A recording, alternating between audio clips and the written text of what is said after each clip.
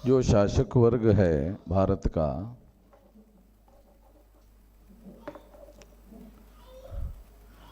वो शासक वर्ग जो ब्राह्मण है,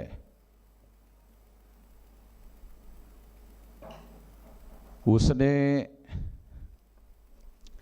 जिसको डीएनए के आधार पर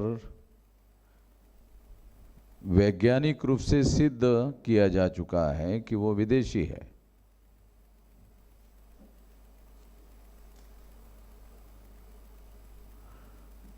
उसकी एक बहुत बड़ी समस्या है। क्योंकि वो डीएनए के द्वारा प्रमाणित किया जा चुका है विदेशी है, इसलिए इस समस्या का उसके पास कोई तर्कसंगत जवाब नहीं है।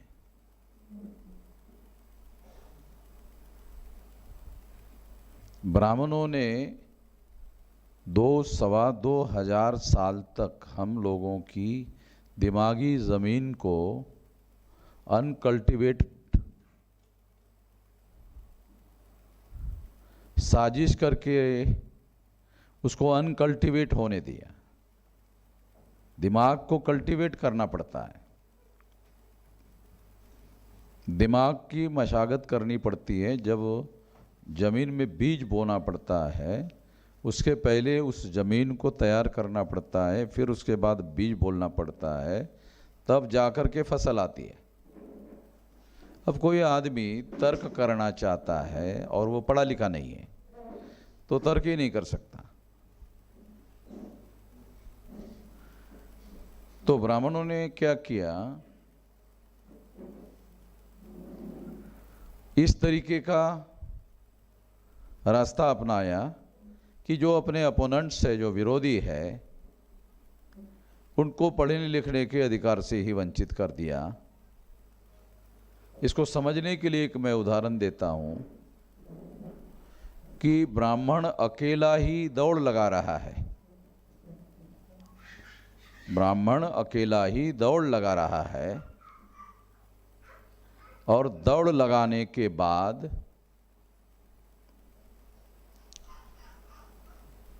वो घोषित करता है मैं पहले नंबर पर आ गया। कुछ समझ में आ रहा है?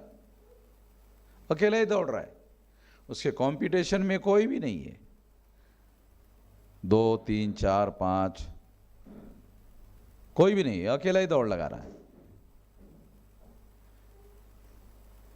अब अकेला ही जब दौड़ लगाएगा तो उसी का नंबर आएगा। दूसरा आदमी दौड़ लगाने के लिए ही रखा।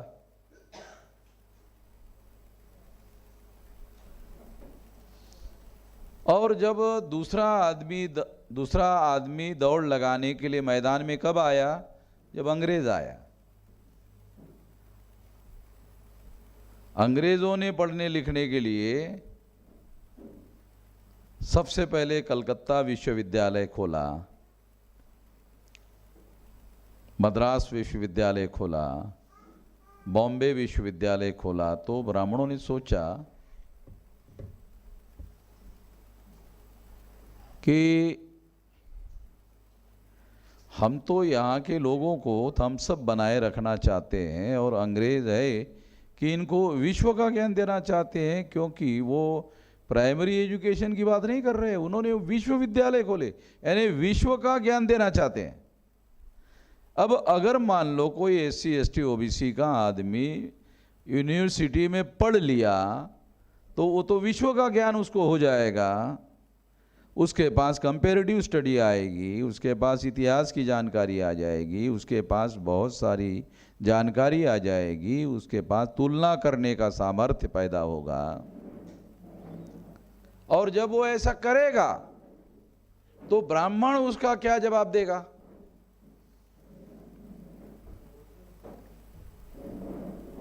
ब्राह्मण उसका क्या जवाब देगा? तो कल मैंने आपको एक ब्राह्मण का, जो हम कह रहे हैं, उसका जवाब दिया। ब्राह्मण ने क्या जवाब दिया? अंकुश शर्मा, आप चाहे कितनी ही बकवास करो, ये है जवाब। क्या जवाब दिया? हम तर्क कर रहे हैं, हम तथ्य बक रहे हैं कि ईसा पूर्व 185 को ऐसा ऐसा ऐसा ऐसा फलाने फलाने आदमी के साथ आपके ब्राह्मण पुरखों ने ऐसा ऐसा ऐसा किया है। तथ्य, हिस्ट्री बताया, फैक्ट बताया, नाम बताया। तो उसको वो क्या कह रहा है? आप चाहे जो भी बकवास करो। है इसमें कोई तर्क है? न इसमें तथ्य है, न इसमें तर्क है, न इसमें कोई दलील है।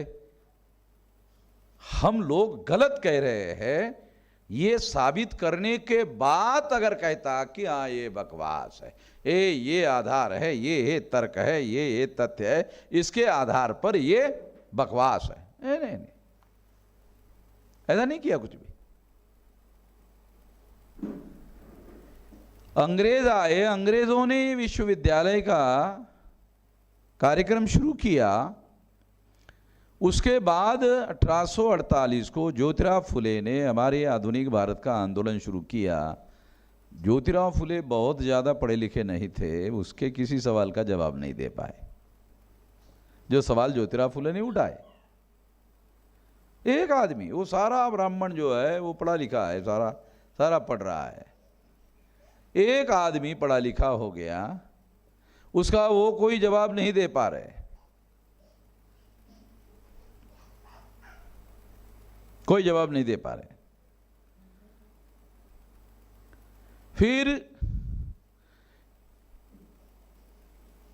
जवाब देने के बजाय हिंसा पर उतारू हो गए, उसको मारने के लिए आदमी भेजा। जो उन्होंने सम्राट बृहदत्त मौर्य के साथ किया, वही ज्योतिराव फुले के साथ करने के लिए गए। छत्रपति शाहू महाराज ने फिर संगठित शक्ति निर्माण करने की कोशिश की, उन्होंने सवाल उठाए। एक राजा होने के बावजूद भी प्रजा का नेतृत्व करने के लिए सामने आए और उन्होंने सवाल उठाए, उनके किसी सवाल का जवाब दे नहीं पाए, उसको मारने में वो कामयाब हो गए। छत्रपति शाहू महाराज की हत्या हुई है। ये अंग्रेज़ों ने उस समय का अंग्रेज़ों ने लिखित रिपोर्ट बनाकर लंदन में भेजा है, वो डॉक्यूमेंट हमारे पास है।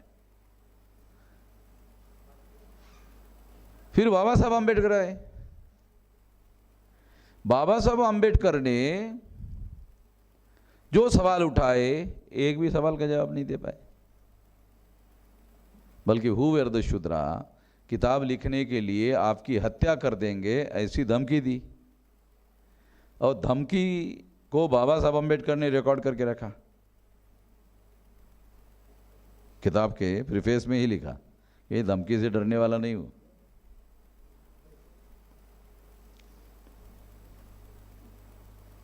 मैं आपको परिस्थिति समझा रहा हूं कि ब्राह्मण जब वन वे पढ़ाई कर रहे थे तो अपोनेंट्स कोई था ही नहीं। अपोनेंट्स करने, विरोध करने के लिए क्या चाहिए था? लॉजिक चाहिए था, तर्क चाहिए था, तथ्य चाहिए था, दलील चाहिए थी। वो जब तक कोई दलील करने वाले लोग नहीं थे और नहीं हो, इसके लिए पढ़ने लिखने पर पाबंदी लगाई। तो हमारे बहुत ज्यादा लोग पढ़े लिखे नहीं हो गए, एक आध दो आदमी हो गए, तो उन्होंने जो सवाल खड़े किए उसका जवाब नहीं दे पाए। एक एक आदमी का कोई जवाब नहीं दे पाए।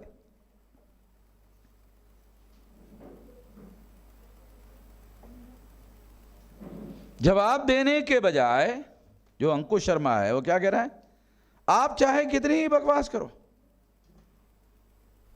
हम लॉजिक बता रहे, तथ्य बता रहे, फैक्ट बता रहे, उसको वो गलत है ऐसा कोई सबूत पेश नहीं कर रहा है। अब देखो संकट कैसे खड़ा हो गया ब्राह्मणों के सामने।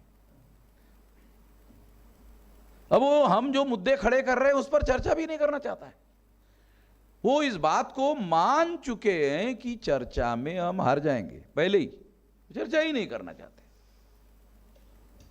ये चर्चा में हम लोग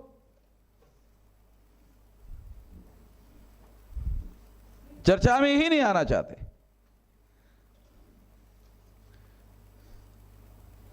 तो ये अंकुश शर्मा ने कहा। और अभी पंडित गिरधारीलाल त्रिवेदी, उन्होंने लिखा, अबे अक्ल के अंधे, जब तू कहता है कि ये चुराया वो चुराया, अब मेरी बात ध्यान से सुन। मान लिया कि सब चुराया और नकल की, आखिर चोरी करने वाला 100% चुरा के असली बन गया, तो तुम लोगों को क्या दिक्कत है? तब तो तुम लोगों को वैसा ही बन जाने का प्रयास करना चाहिए, क्योंकि सब कुछ तुम्हारे घर से चुराया, इतिहास, भाषा, साहित्य, परंपरा। तो फिर आओ और स्वीकारो इनको, क्योंकि वो सब तुम्हारी ही है। आखिर मौलिकता का कोई अंश तुम जैसे भीमटों में नजर क्यों नहीं आता? पंडित गिरधारीलाल त्रिवेदी ने लिखा। या शर्मा के बजाय एक फॉल्स आर्गुमेंट करने की कोशिश की। आर्गुमेंट कर रहा है मगर फॉल्स आर्गुमेंट कर रहा है। एक पंडित जी, पंडित गिरधारीलाल त्रिवेदी, त्रिवेदी का मतलब होता है 3 वेदों में पारंगत। अब पढ़ा कि नहीं पढ़ा पता नहीं, वेद, पंडित गिरधारीलाल त्रिवेदी ने वेद पढ़ा कि नहीं पढ़ा ये हमें पता नहीं है, हमें जानकारी नहीं है, इसलिए इसके बारे में हम कुछ कह नहीं सकते कि ये 3 वेदों में पारंगत है भी या नहीं है, या नामधारी त्रिवेदी है। दूसरी बात, उन्होंने खुद ही पंडित लिखा। मैं ऐसा मानता हूं पंडित एक पदवी है। महाराष्ट्र में विद्वान को पंडित कहते हैं, मगर यहां पंडित जो शब्द लिखा हुआ है, ये कोई तीसरा आदमी उनको पंडित नहीं कह रहा है, वो अपने से ही पंडित लिख रहा है।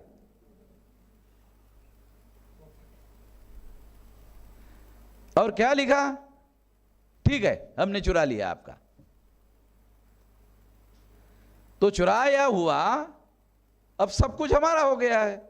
चुराया हुआ है, तुम्हारी बात मान लिया, कह रहा है तुम्हारी बात मान लिया, चुराया है, सब कुछ चुराया है, ये तुम्हारा है, तुम्हारा ही हमने चुराया, तो अब तुम मान लो उसको। जब हमारे पास ओरिजिनल है तो सारी नकल को स्वीकार करने की क्या जरूरत है? जब हमारा ओरिजिनल तुमने चुराया और अब हमको मालूम हो गया ओरिजिनल ये है, तो तुम्हारी नकल स्वीकार करने की क्या जरूरत है? एक बात। दूसरी बात क्या है कि वो जो नकल उन्होंने की उसको विकृत किया, उसका ब्राह्मणाइजेशन किया। बुनियादी कथा जो है दशरथ जातक की, दशरथ जातक के अंदर जो राम है वो बोधिसत्व राम है, और जो रामायण में राम है वो वर्ण व्यवस्था को मानने वाला राम है? बराबर है? 2 बातें हैं। दशरथ जातक में जो राम है वो राम नहीं है केवल, वो बोधिसत्व राम है। ठीक से हमारे लोगों को भी पढ़ना चाहिए। हमारी भी समस्या क्या है कि जो हमारे भी बहुत सारे चीवरधारी जो बौद्ध भिक्षु है उनको भी पता नहीं है। हाँ, बिल्कुल नहीं है। और कंपैरेटिव स्टडी जिसको बोलते हैं, बाबा साहब अम्बेडकर इसीलिए कहते थे कि हमारे लोगों को कंपैरेटिव स्टडी करना चाहिए, और वो यूनिवर्सिटी के लिए इधर उधर उन्होंने बहुत सारी जगह ली थी।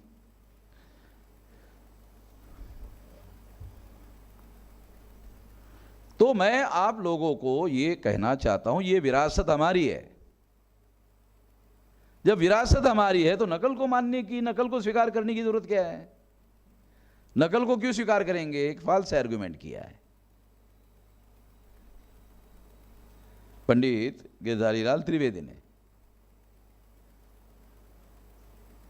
वो टिकने वाली बात नहीं है। जो ब्राह्मणीकरण किया, और अभी जो ब्राह्मण है वो ब्राह्मण धर्म के नाम पर या ब्राह्मणत्व के नाम पर अपने धर्म का प्रचार नहीं कर रहे, उसको हिंदुत्व के नाम पर कर रहे हैं। हिंदुत्व क्या है? ये ब्राह्मण धर्म थोपने का राजनीतिक अभियान है। ब्राह्मण धर्म थोपने का हिंदुत्व क्या है? ये भी थोड़ा सा समझ लो। हिंदुत्व क्या है? हिंदुत्व SC ST OBC लोगों के ऊपर थोपने का राजनीतिक अभियान है। ये नई बात आप लोगों को बता रहा हूं, इस पर विचार करो आप। इसको सब्जेक्ट बनाकर इस पर घंटा, 1.5 घंटा, 2 घंटा बोला जा सकता है। ये हिंदुत्व क्या है? तो हिंदुत्व SC ST OBC के ऊपर थोपने का, ब्राह्मण धर्म थोपने का राजनीतिक अभियान है।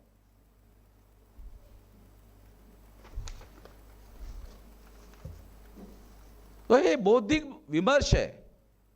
हम तर्क कर रहे, तथ्य दे रहे, फैक्ट बता रहे हैं। इसका उनके पास जवाब नहीं है।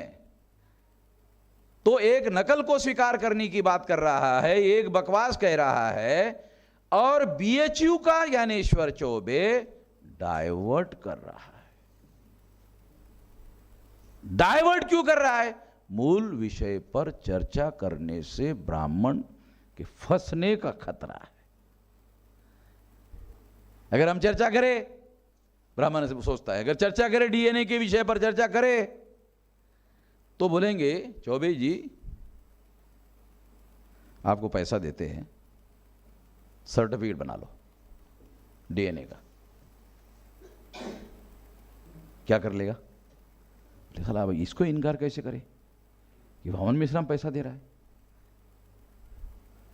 अगर हमारी सरकार आ गई तो एक राष्ट्रीय स्तर का अभियान शुरू कर देंगे कि एक नया पैसा नहीं लगेगा DNA टेस्ट को, पैसा ही नहीं लगेगा।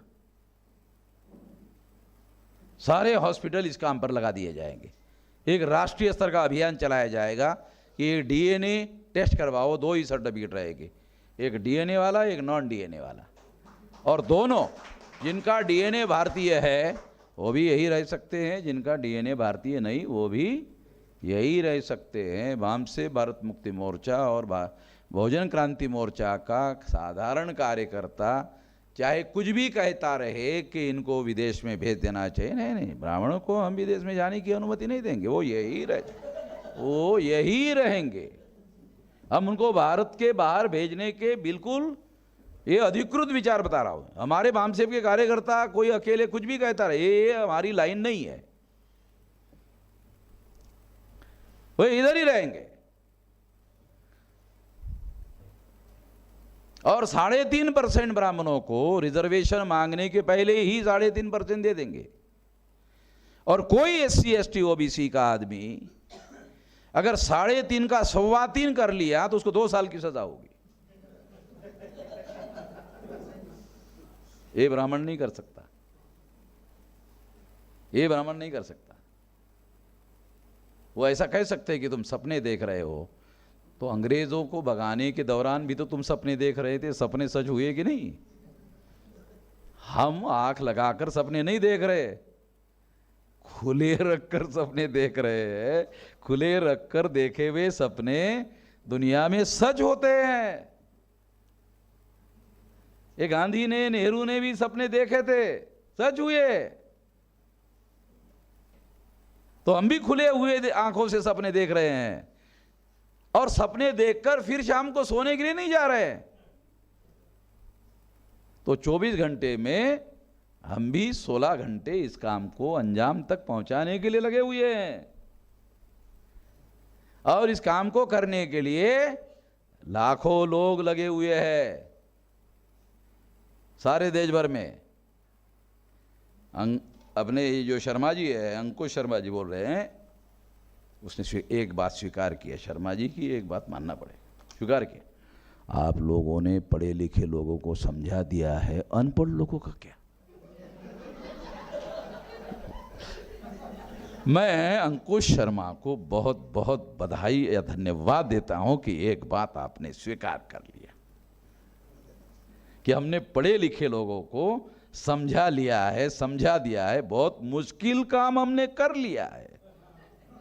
आप बोल रहे ये जो आसान काम है अनपढ़ लोगों को समझाना, ये आसान काम हम बोल रहे हैं कि आप नहीं कर पाओगे। ये कैसे क्या? हम 2-2, 3-3 बार भारत बंद कर चुके हैं, वो आम आदमी के समर्थन से कर चुके हैं। अगर आम आदमी का समर्थन नहीं होता भारत बंद पॉसिबल नहीं है।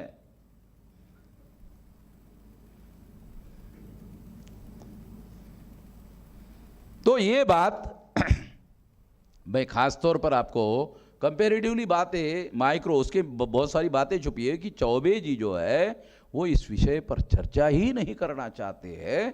वो कहते नहीं, जो आदिवासी ब्राह्मण को विदेशी कहता है वो ब्राह्मण आदिवासियों को कहता है तुम अफ्रीका से आए हो। कोई एविडेंस नहीं है चौबे के पास, वक्त कह रहा है क्योंकि उसके पास मीडिया है। हाँ, वो इसके साथ टेलीफोन पर बात किया चौबे ने, बोले मैंने डीएनए का सर्टिफिकेट बनाया, तो इन्होंने पूछा क्या है नंबर उसका, ये है, तो ये तो विदेशी लोगों का है चौबे जी। तो कहा हाँ ये बात तो सही है, विदेशी का है, ये नंबर जो मैं बता रहा हूँ विदेशी का है, मगर मैं कह रहा हूँ मैं भारत का ये मेरे सामने बात हुई टेलीफोन पर।